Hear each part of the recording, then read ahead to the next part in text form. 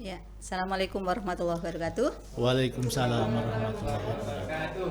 Ya, jumpa lagi di podcast CLBK, Curhat Literasi Bonsai Kreatif. PHPU.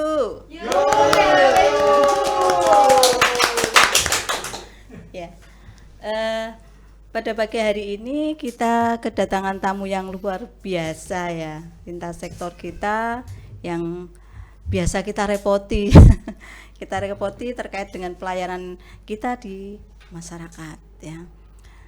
Selamat datang Bapak AKP Margono, Sarjana Hukum, Kapolsek Bonang. Ya. Selamat datang. Ya, perlu diketahui bahwa kita sudah melakukan swab ya, swab antigen sehingga aman kita untuk melakukan podcast tanpa masker ya di pagi hari ini. Amin, semoga aman terus. Ya, Bapak, jadi banyak sekali ya program kesehatan yang ada di tempat kami. Tentunya dari pihak Polsek akan melakukan upaya-upaya yang akan mensukseskan program-program yang ada di kami. Nah, pagi hari ini kita akan bicara tentang COVID nih Bapak, COVID dan vaksin gitu. Jadi kalau COVID ya Pak, COVID kan alhamdulillah ini sudah meredah ya, kasusnya sudah meredah di tingkat nasional maupun di tingkat kita di wilayah kerja kita.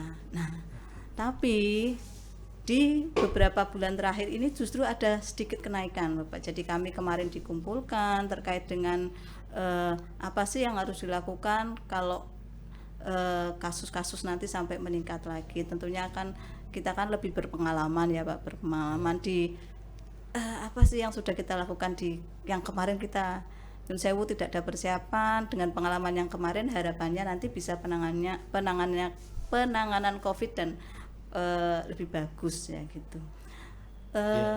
Terus kira-kira nih Pak, kira-kira ya dari Bapak upaya-upaya apa saja sih sebenarnya yang sudah dilakukan dari Polsek sendiri terkait dengan isu-isu yang tentang COVID sekarang ini gitu.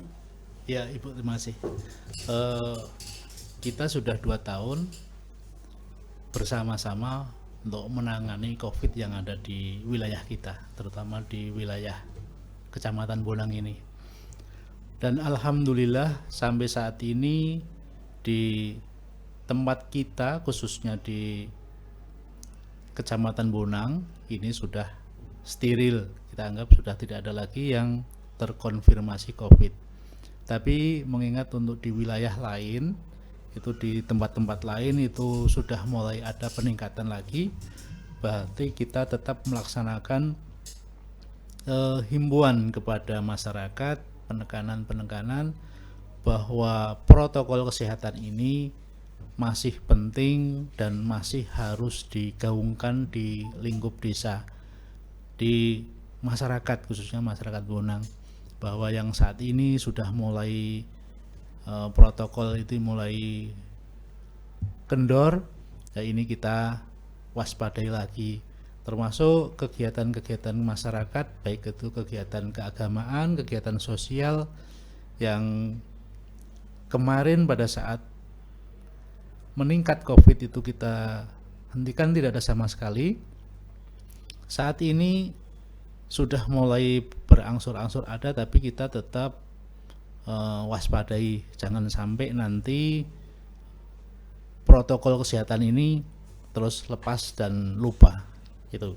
Ya, tentunya banyak sekali ya Pak, banyak sekali pekerjaan dan peran serta dari Polri ya, terutama di Polsek Bonang ya, terkait dengan protokol-protokol yang harus diterapkan. Kami juga mengakui itu.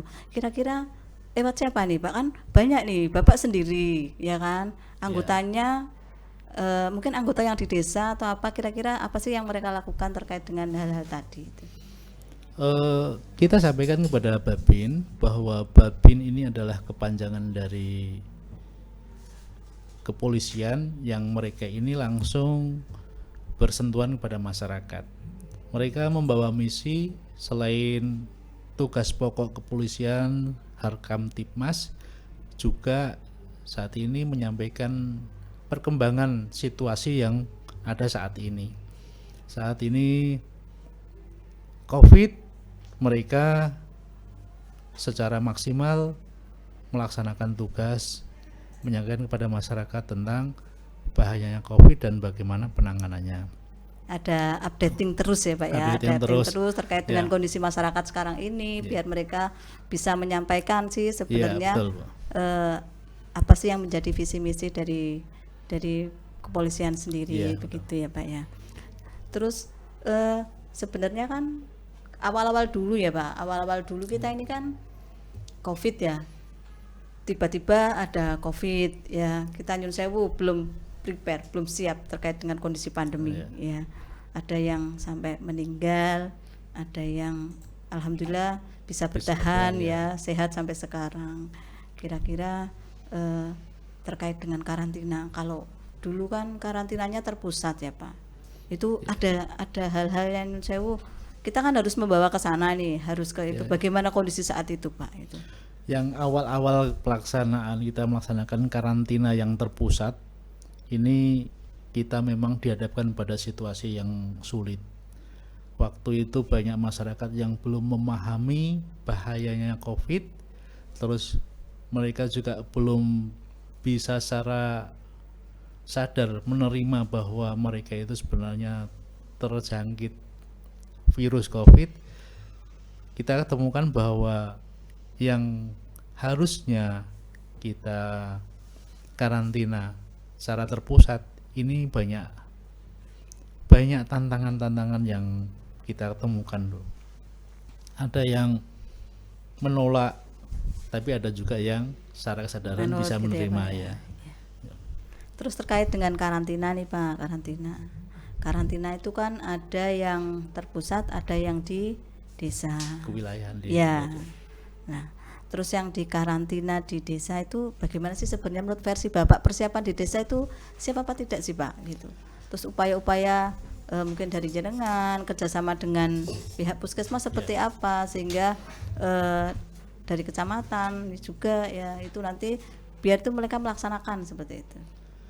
Yang pernah kita laksanakan yang karantina di tingkat desa, ini benar-benar yang namanya kita harus bekerja itu tidak bisa sendiri-sendiri. Itu kita buktikan bahwa pada saat penanganan COVID itu, bahwa seluruhnya elemen mulai dari tenaga medis, terus keamanan dari pemerintah desa, ini benar-benar satu konsep, satu kebersamaan untuk menangani masalah pandemi ini. Mereka harus bersama-sama bahwa tempat yang harusnya disiapkan di tingkat desa ini benar-benar harus disiapkan. Terus kami sebagai keamanan benar-benar membackup bahwa masyarakat yang harusnya masuk karantina ini benar-benar mau melaksanakan karantina, dan dari kesehatan juga benar-benar melaksanakan untuk kontrol pengawasan. Ini pengobatannya juga benar-benar harus bersama-sama. Ini yang pernah kita Pemantauan laksanakan. ya Pak, pemantauan selama isolasi gitu ya. Jadi banyak hal ya tentang COVID yang mungkin dulu kita nggak tahu, sekarang sudah kita tahu. Menurut ini kesannya kita balik lagi ya Pak, tapi nggak apa-apa. Menurut versi Bapak sebenarnya COVID itu apa sih Pak? Menurut mungkin alam pandang jenengan. COVID ya. COVID itu COVID, kalau kami kan ya. mungkin memang dari segi kesehatan akan mengurai secara kesehatan. Kalau ya. menurut Bapak mungkin bisa mewakili dari versi masyarakat Masyarakat itu ya. Bahwa COVID ini sebenarnya masyarakat kemarin banyak yang belum paham COVID itu sebenarnya apa. Tapi setelah disampaikan pengertian bahwa COVID ini adalah penyakit yang menular, penyakit yang awal mulanya dari Cina dan mulai merebak di tahun 2019 dan masuk ke Indonesia, masuk di tempat kita itu 2020, dan puncak tertingginya di tahun 2021 antara bulan Mei sampai Agustus.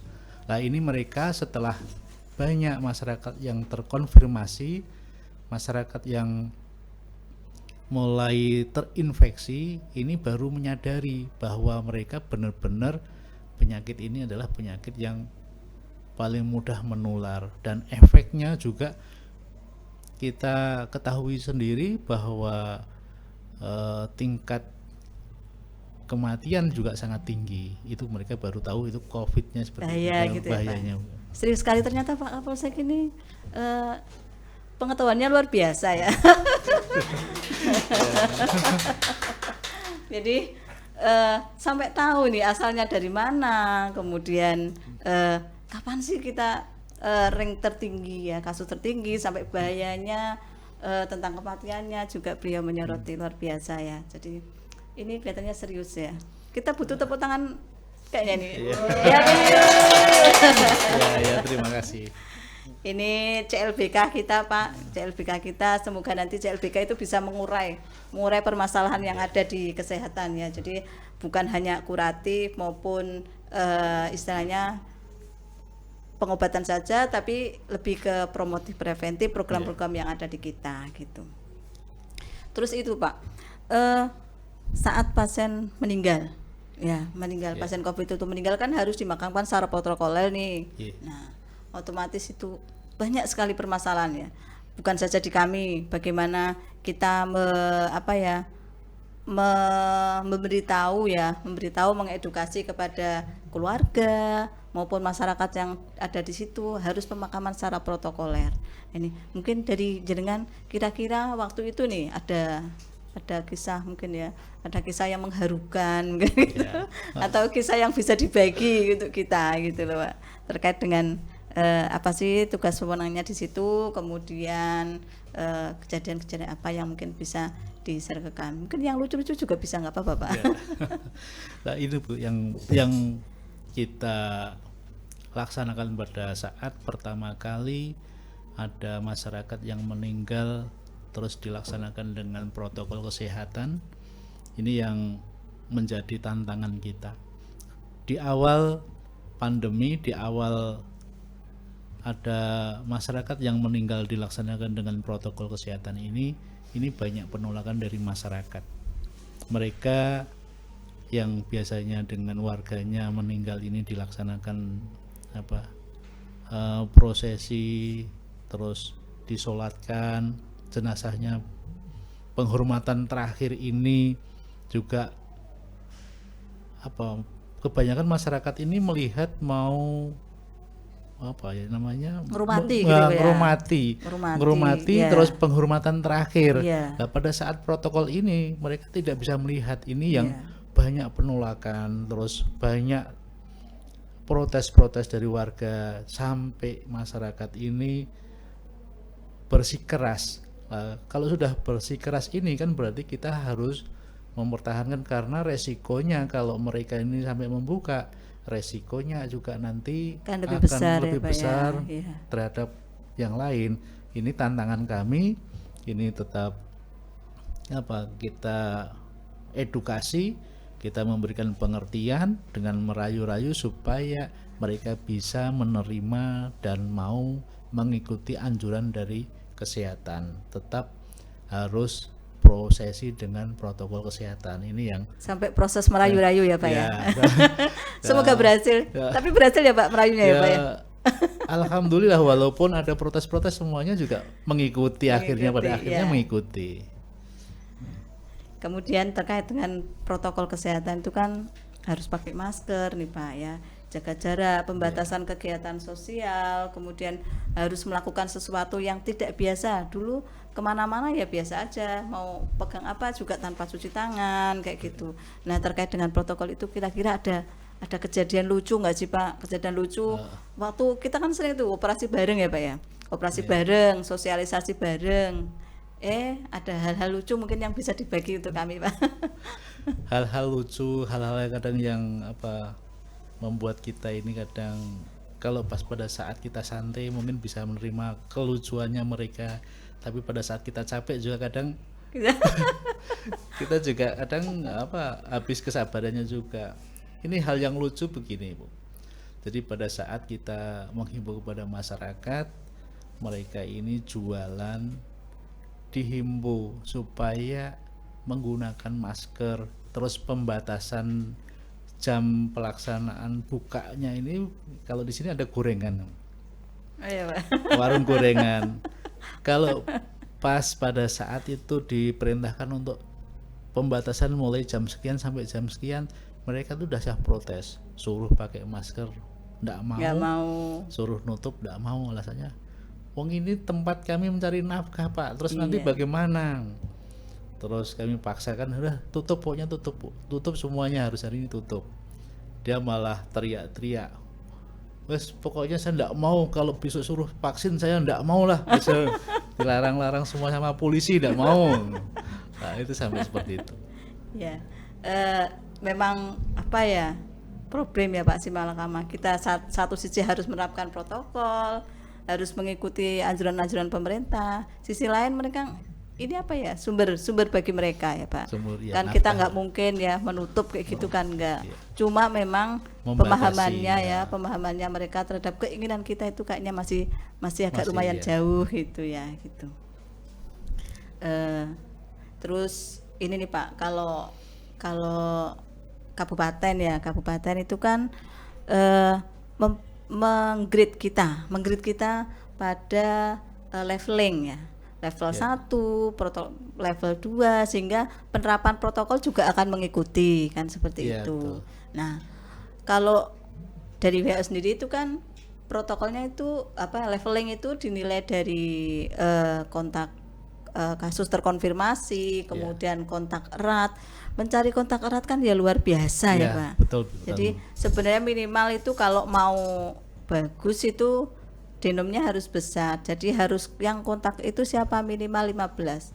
Itu misalnya kasus terkonfirmasi 1, itu harus ada minimal kontak erat yang ada di sekitarnya itu paling enggak 15, 15 orang, ya. sehingga bisa istilahnya bisa menurunkan angka kontak rate-nya Kontak. itu ya.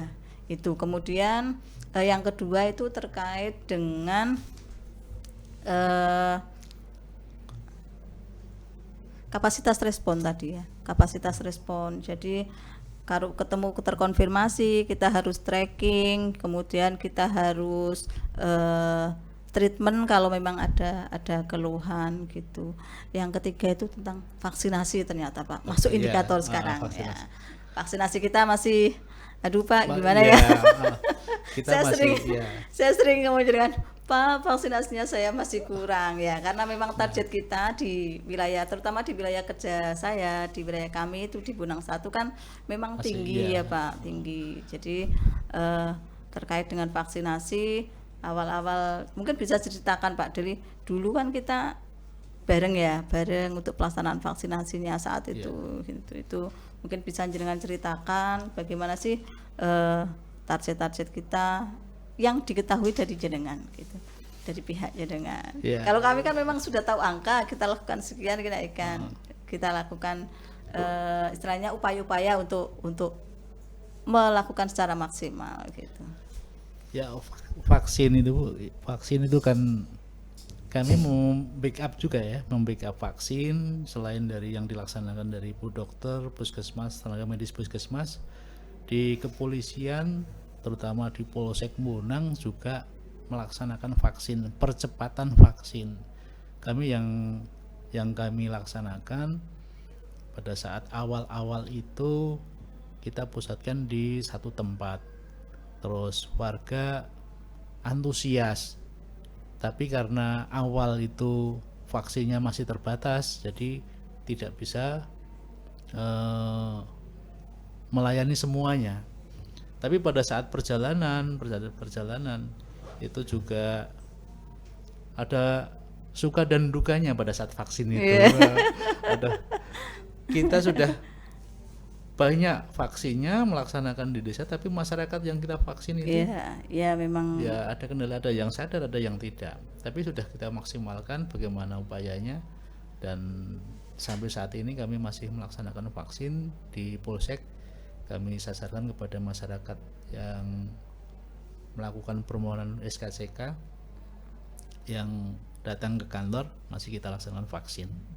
Jadi masih tetap upayakan maksimal vaksinnya. Ya, upaya kita sudah luar biasa ya. Jadi kita juga melaksanakan nih Pak, di ujung-ujung desa kita laksanakan malam hari.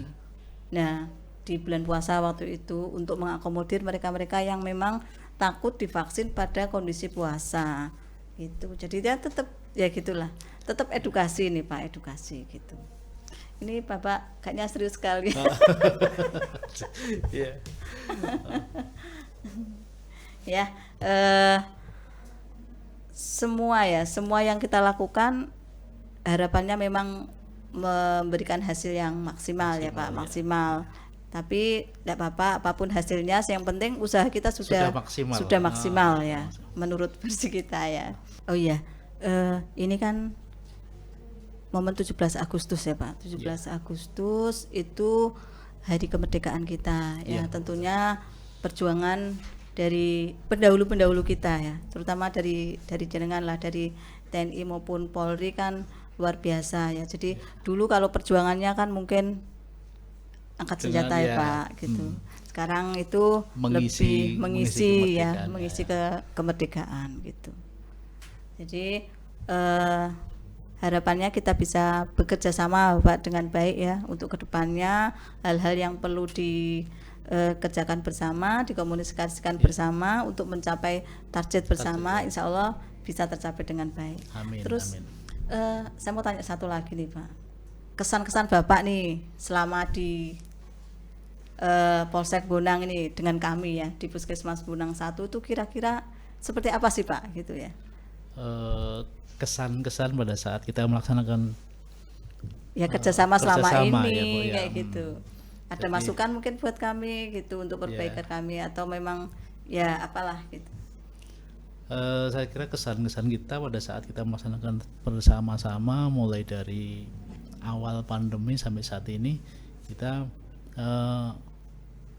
sudah maksimal Bu, sudah maksimal kita bersama-sama, dan jadi nanti mungkin pada saat seperti ini hari Agustus ini kebersamaan ini tetap kita jaga karena kita satu Tujuan ya, Pak. tujuan bahwa kita tetap melayani pada masyarakat. Hanya jalurnya yang berbeda, bahwa Ibu lewat jalur kesehatan, saya tetap Harkamtipmas menjaga situasi Kamtipmas kepada masyarakat. Kalau semua masyarakat ini nanti bisa terlayani dengan baik, kesehatan dengan baik, terus situasi Kamtipmas juga kondusif, ini semuanya menjadi harapan kita bahwa kita tetap melaksanakan tugas dengan baik. Ya, cukup menarik ya topik kita pada pagi hari ini tentang COVID dan vaksin. Jadi COVID bukan milik kesehatan saja, vaksin bukan milik kesehatan saja, tapi sudah menjadi tanggung jawab bersama ya Pak. Ya, jadi tanggung jawab bersama baik dari kesehatan, non kesehatan, dari lintas sektor ya, dari kepolisian maupun dari TNI maupun dari tokoh masyarakat. Harapannya seperti itu ya Pak. Betul. Jadi mungkin pada sesi akhir ini ya, Pak sudah tahu PHP belum sih Pak? Belum tahu ya artinya ya Pak? PHP ya. belum. Jadi kita coba lagi ya. CLBK, Curhat Literasi Bonsai Kreatif. PHP yuk. PHP itu pemirsa podcast. Jadi ini bahasanya bahasa anak muda Pak. Kalau kita berada di lingkungan anak-anak muda ya gini lah Pak, awet muda. Istilahnya anak muda. Iya. Di sesi akhir ini mungkin ada closing statement dari Bapak terkait dengan materi podcast pada pagi hari ini. Monggo Bapak. Terima kasih Bu. Untuk yang terakhir ini saya nanti menyampaikan himbauan kepada masyarakat, pada yang menyaksikan tayangan ini, bahwa saat ini di wilayah Bonang ini akan menggelar tahapan pilkades. Jadi saya menghimbau kepada masyarakat, kepada desa yang melaksanakan pilkades ini tetap melaksanakan sesuai dengan protokol kesehatan. Untuk keramaiannya nanti, untuk perkumpulan masanya tetap kita mengutamakan protokol kesehatan. Walaupun situasi saat ini sudah landai, tapi tidak ada salahnya kalau kita tetap membiasakan dengan protokol kesehatan. Itu saja, Bu. Ya, terima kasih. Bagus sekali ya. Cara kita mengedukasi masyarakat memang harus lewat beberapa sisi ya Pak. Gitu. Terima kasih sekali Bapak Pak Andan ya. Tadi bapak-bapak terus ini Pak Komandan. Ya, Bu, terima kasih. Atas kehadirannya di podcast CLBK Curhat Literasi Bonsai Kreatif. PHP yuk. Ya. Semoga nanti bisa ketemu dengan Pak Andan dengan topik-topik yang lain yang mungkin lebih menarik ya, agar program kita bersama bisa dilaksanakan, bisa menutup target, kemudian bisa mengedukasi masyarakat dengan baik gitu, dan harapannya memang mereka tahu dengan apa yang kita sampaikan gitu. Oke, kita tutup podcast kita pada pagi hari ini. Mohon maaf. Assalamualaikum warahmatullahi wabarakatuh. Waalaikumsalam warahmatullahi wabarakatuh.